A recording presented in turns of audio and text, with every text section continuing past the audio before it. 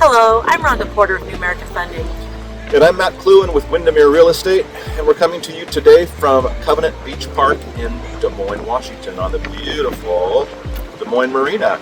And today we're going to talk about ADUs and DADUs and why they are important. Rhonda, they're known by different names. What do you think? There are so many different names, and even by region they can be very different. But locally, I think what we call them most is maybe a mother-in-law apartment or a backyard cottage. Yep, absolutely, 100%. So the rules of the game are changing for zoning in our country, and they are allowing additional dwelling units on one tax parcel, whereas before they did not.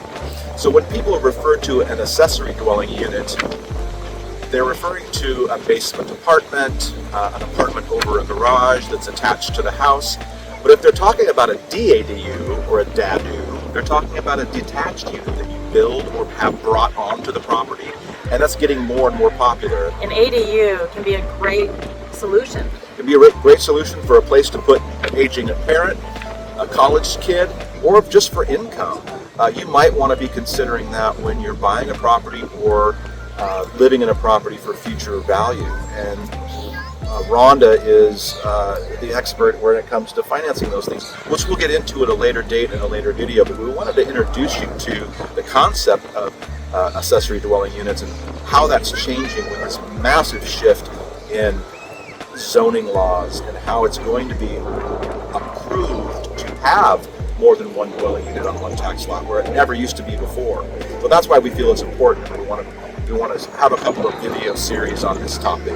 Yeah, I mean, part of the reason for the popularity of ADUs too is all the lack of affordable housing.